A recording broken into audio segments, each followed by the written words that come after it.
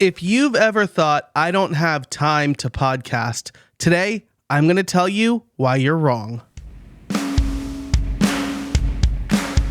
Welcome to Podcast Workflows, where you get daily tips to improve your process, grow your show, and maybe even make some money.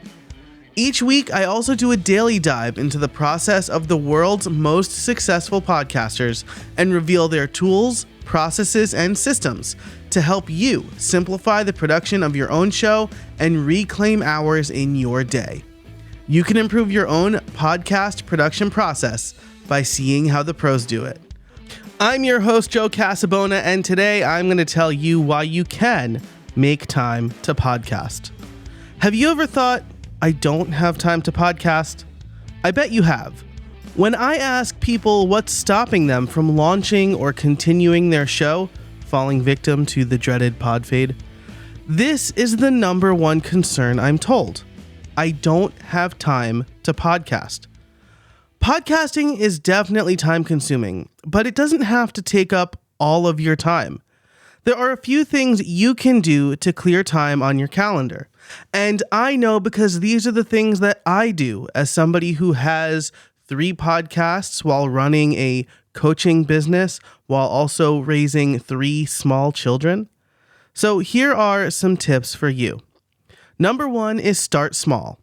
You don't need a 2-hour podcast or even a 1-hour podcast to start.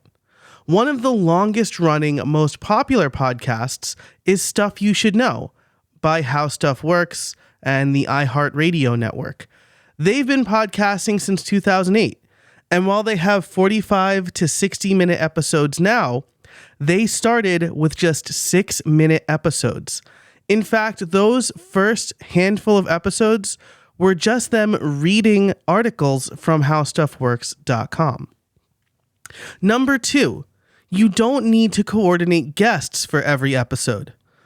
One of the more time-consuming things about planning a podcast, if you have an interview, is finding guests, researching guests, scheduling guests, and then being beholden to that schedule time.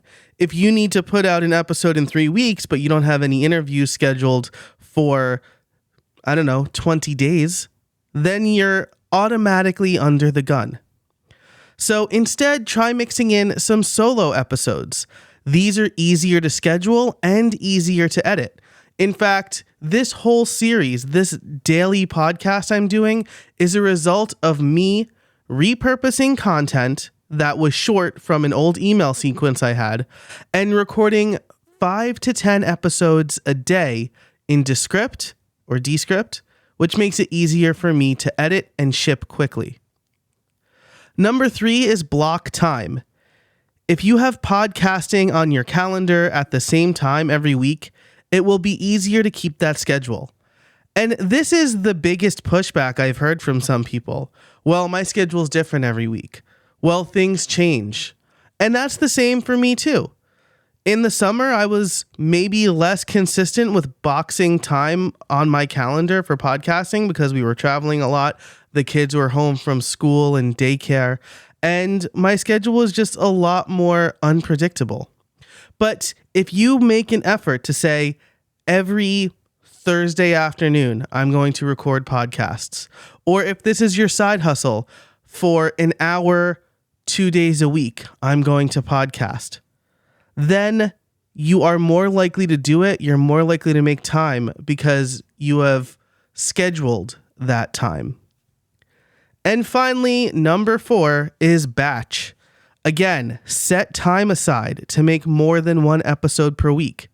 Then you have some margin. You can take a break. You can choose to podcast because you want to and not because you feel you have to. There are 1 or 2 days a month where I'll schedule 3 or 4 interviews in a row. And honestly, that's a slog. I wouldn't necessarily recommend it for someone who is either gainfully employed by someone else, or if you just don't think you'll have the energy for 4-hour-long interviews.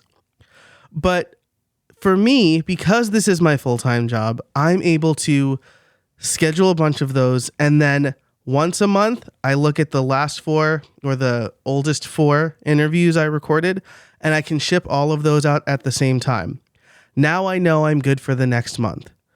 And again, if you have a full-time job or you don't have the type of flexibility that a solopreneur might have, then for you, it could be recording 4 15-minute episodes in one evening. Don't underestimate the power of a short solo podcast. All of these things, starting small, not needing to coordinate guests, blocking time to podcast and batching episodes, are small, measurable steps you can make on the way to podcast consistency. And remember, this is so important. Consistency doesn't mean every day or every week.